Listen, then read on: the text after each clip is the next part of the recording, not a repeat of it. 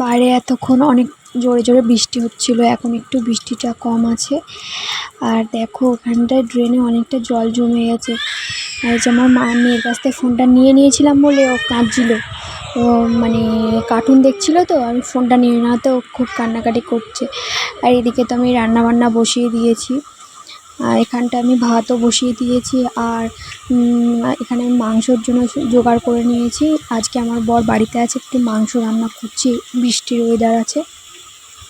এখানে আমি ভাতও বসিয়ে দিয়েছি, আর এদিকে আলুটাও ভেজে নিচ্ছি। আলুটা কাটা ছিল, একটু তাড়াতাড়ি হয়ে গেছে। এই যে আমি মাংসটা ধুয়ে আর এই যে ঝুড়িতে জল ঝরানোর জন্য রেখেছি। আর এখানে আমি ঝিঙে দিয়ে আর আলু দিয়ে বড়ি দিয়ে রান্না করব একটা নিরামিষ তরকারি। আজকের আমার বাড়িতে আমার ঠাম্মা আসছে। ঠাম্মা তো আর মানে মাংস মাছ কিছুই খায় না, ওর জন্য ঠাম্মার জন্য নিরামিষ রান্নাটা করব। আর এখানে আমি পেঁয়াজ আর এখানে আমি জিরে ফোড়ন দিয়ে, তেজপাতা ফোড়ন দিয়ে পেঁয়াজটা ভেজে নিচ্ছি। আর খিদেও পেয়েছিল, তাই জন্য ম্যাগি বসিয়ে দিয়েছি খাবো বলে। মেয়েকে আমার সকালে খাওয়ানো হয়ে গেছে, বাট আমি খাইনি। এখানে আমার দেখো মশলাটা কষিয়ে নিয়েছি সুন্দরভাবে। মশলাটা কষানো হওয়ার পরে যখন তেল ছাড়বে তখন আমি মাংসটাকে দিয়ে দেব। এবার আমি মাংসটাকে দিয়ে দেব। দেখো মাংসটা কত সুন্দর কালারটা এসছে, আরও সুন্দর কালার আসবে যখন এর থেকে তেল ছাড়বে। তখন কিন্তু মাংসটা অলরেডি মানে সেদ্ধ হয়ে যাবে, কষানো হয়ে যাবে। মাংসগুলো দেখো বেশ বড় বড় সাইজ আছে, তোমরা বুঝতে পারছো কি না আমি বলতে পারবো না, কিন্তু সামনাসামনি দেখলে মাংসগুলো কিন্তু অনেক বড় বড় পিস। আর এই পিসটা তো একদম আমার ফেভারিট পিস।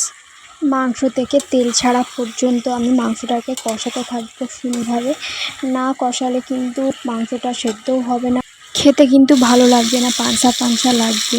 আর দেখো তেল বেরিয়ে গেছে কষাতে কষাতে। এইদিকে আমার মেয়ে তো, আমি এদিকে রান্নাবান্নায় ব্যস্ত, আমার মেয়েও সব আমার যত সাজা গোজার জিনিসগুলো আছে সব করে খেলা আরম্ভ করে দিয়েছে।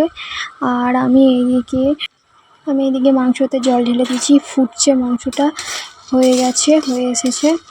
আর তারপরে আমি এখানটায় নিরামিষ রান্নাটা করে নেব। বড়ি দিয়ে আর আলু ঝিঙে দিয়ে যে তরকারিটা করব বলেছিলাম ঠাম্মার জন্য, সেটা আমি বসিয়ে দিয়েছি। এখানটায় আমি এই রান্নাটা করে নিচ্ছি। আমার রান্নাবান্না কমপ্লিট হয়ে গেছে। দেখো মাংস জাস্ট কালারটা দেখো, দেখেই খেয়ে নিতে ইচ্ছা করবে তোমাদের, খুব সুন্দর কালার এসেছে। আর এটা যেহেতু নিরামিষ তো তাই কালারটা একটু ফ্যাকাশে ফ্যাকাশে সাদা সাদা